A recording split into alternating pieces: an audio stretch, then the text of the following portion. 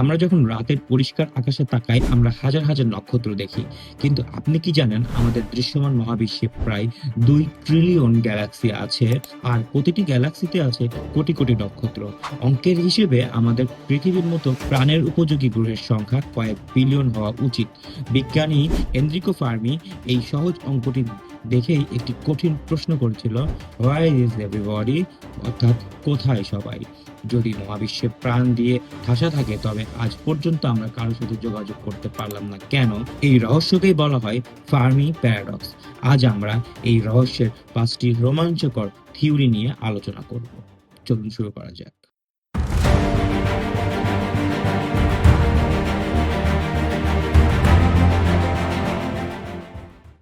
Theory 1, the great filter.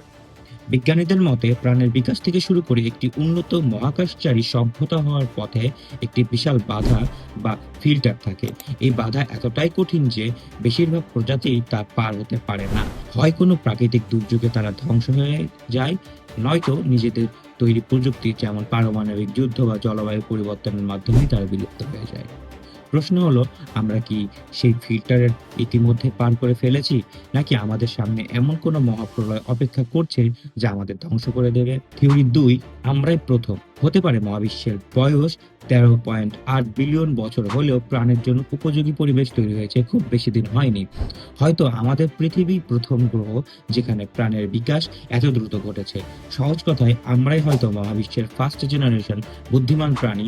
অন্যান্য গ্রহের প্রাণের সঞ্চার হতে হয়তো আরো কয়েক কোটি বছর সময় লাগবে। Theory number 10, the zoo hypothesis. এটি একটি বেশ অদ্ভুত থিওরি।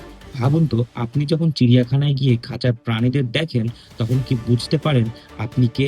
হয়তো ভিন গ্রহের উন্নত কোনো সভ্যতা আমাদের সম্পর্কে সব জানে, তারা আমাদের দেখছে, পর্যবেক্ষণ করছে, কিন্তু আমাদের নিজেদের মতো বিকশিত হওয়ার সুযোগ দিচ্ছে।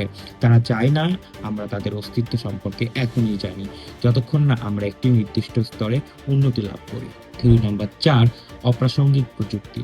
আমরা মহাকাশে এলিয়েনদের খোঁজ করছি রেডিও সিগন্যালের মাধ্যমে, কিন্তু আজ থেকে 200 বছর আগে আমাদের কাছে রেডিওর কোনো ধারণা ছিল না।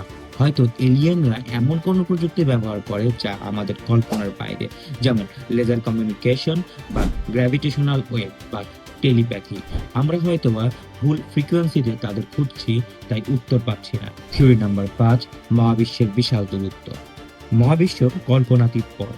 সবচেয়ে কাছের নক্ষত্র প্রক্সিমা সেন্টুরিতে পৌঁছাতে আলোর গতিতে 4 বছরের বেশি সময় লাগে, আর এক গ্যালাক্সি থেকে অন্য গ্যালাক্সির দূরত্ব লাখ লাখ আলোকবর্ষ। হয়তো কোনো সভ্যতা আমাদের সিগন্যাল পাঠিয়েছিল, কিন্তু সেই সিগন্যাল আমাদের কাছে পৌঁছানোর আগেই তারা ধ্বংস হয়ে গেছে। মহাবিশ্বের এই বিশাল শূন্যতা একটি অদৃশ্য দেয়াল হয়ে দাঁড়িয়েছে। Bonus theory, dark forest.